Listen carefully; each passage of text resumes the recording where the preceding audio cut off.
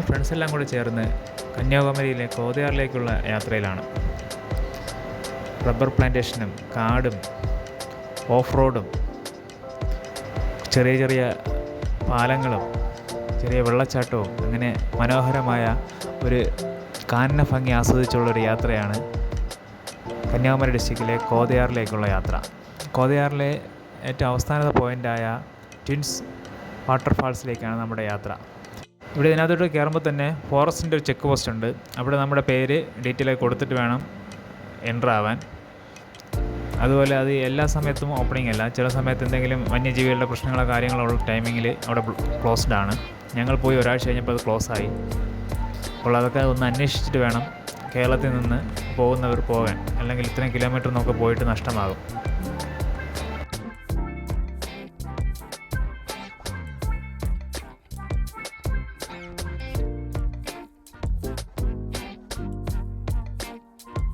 ഏതാണ്ട് ട്രിവാൻഡ്രത്ത് നിന്ന് നമുക്കൊരു 70 കിലോമീറ്റർ റണ്ണിങ് ഉണ്ട്.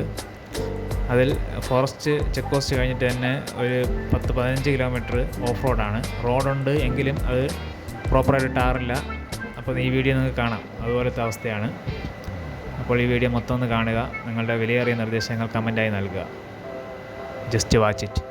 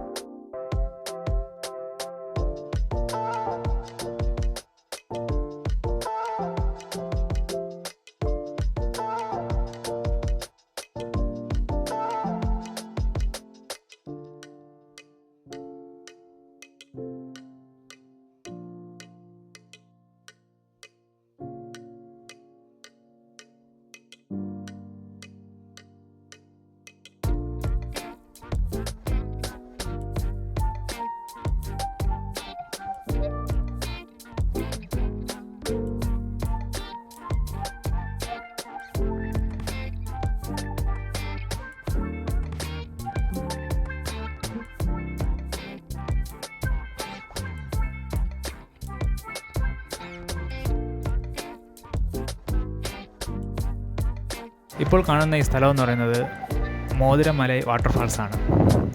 കാട്ടരുവി എന്ന് പറയേണ്ടി വരും.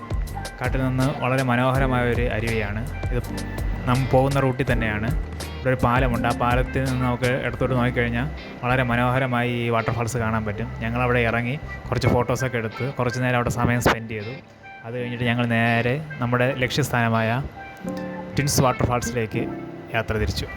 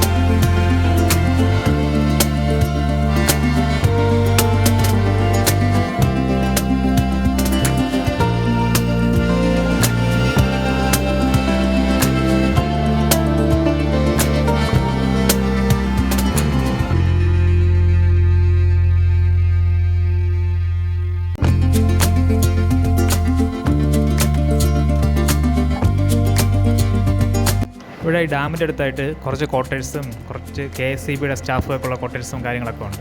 ആ സ്ഥലം കഴിഞ്ഞിട്ട് പിന്നെ പോകുന്ന റൂട്ടെന്ന് പറഞ്ഞാൽ വളരെ മനോഹരമായ ഒരു കാഴ്ച തന്നെയാണ്.